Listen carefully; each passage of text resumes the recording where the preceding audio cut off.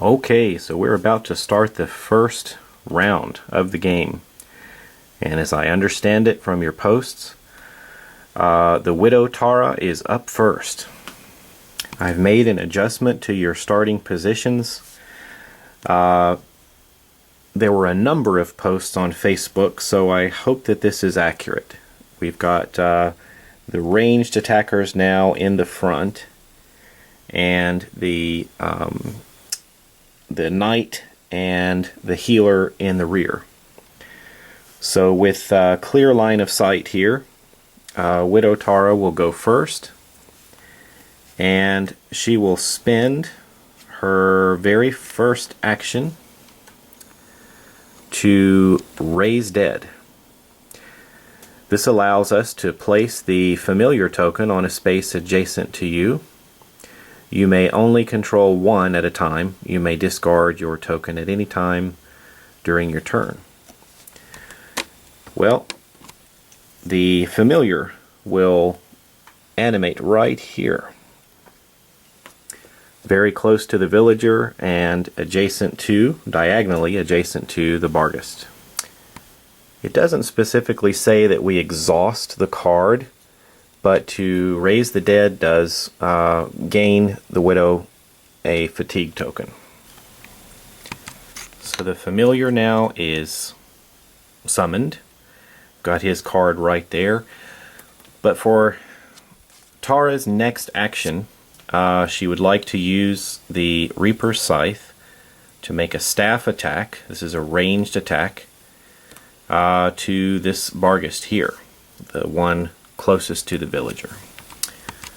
Alright, the magic staff uses the attack die and a yellow die, and this is a minion Barghest, so we're using one gray defense die. And we have rolled a miss and nothing on the defense. Lucky for the Barghest. However, Tara has a special ability. Tara's special ability says, once per round after you roll dice for an attack, you may re-roll one attack or power die, and you must keep the new result. Well, this is going to stay, and this is going to stay, and we definitely need to re-roll this one. Much better. Well, at least as far as range is concerned. That is a hit on the Barghest. And we have a surge. And let me take a look at the post to see what we want to do with that. I just double checked the post. We certainly have plenty of range here to hit the target. And the player wants to use the surge to regain fatigue. Perhaps I should say recover stamina. Suffer fatigue and recover stamina, I guess. So we'll take that off. No fatigue on the Widow Tara at this time. Well, the Barghest has a health of 4, but it certainly suffered 1 damage there. Well, we're not quite done. The familiar gets to make an attack, and it's going to roll a blue attack die and a red power die. So holding its position, the familiar will make its attack on the adjacent Barghest. I need to roll the defense die here. 1 shield for the defense. Quite a bit of damage. 5 damage. So that's going to allow 4 points of damage to get through. That, my friends, is going to kill the Barghest. Well, the reanimated skeleton snaps the neck of the Barghest here, killing it and taking it out. Tara can still activate this familiar and move it. It's got a speed of 3, if you can see on the card there. I believe it can still take a move action, if I'm not mistaken. So let me know if you want to move the piece anywhere else. Well, Daniel, who was playing Widow Tara's turn, has come to an end. And remember, you can move that familiar someplace as long as it doesn't block line of sight for Tumble. Robert is playing Tumble again in this adventure, and he's up next. Well, with the first enemy removed, Tumble has a clear line of sight here to this Barghest and can make his attack roll. Tumble gets to take the attack die and the yellow power die.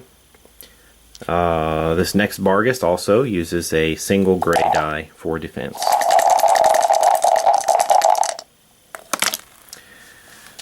No defense. Great range. We've got 7 range. 1 damage and 2 surges. Well, it's also got Pierce, which in this instance is not going to do anything, but certainly we can boost the damage by 2. That's going to be 3 points of damage. And then we can possibly activate this second surge, which is +1 damage and move the target 1 space. However, 1, 2, 3, 4. 4 damage is going to kill that Barghest. Wow. Well, with a lethal shot from the crossbow, it pierces the heart here of this Barghest and takes him out. And Tumble's going to get another action here. Let's see what the range would be to try to go after this next minion Barghest. 1, 2, 3, 4. You'd need 5 range to hit it. Let's see. I just double checked the post, and Robert said he would have Tumble target the last standing white Barghest, and that's what he's going to do. We just need some good range to get this. Same dice as before.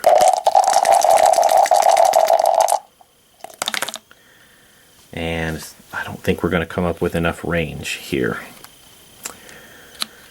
4. Damage and damage. But I don't see any way to boost the range. So unless I've missed anything, we take a look at this power die of 4, attack die of 4. 1, 2, 3, 4. It's just going to fall short. So Tumble's second attack is a miss due to not having enough range. Alright, I think I'm going to stop it here. Let me know if you've got any updates or if I've missed anything.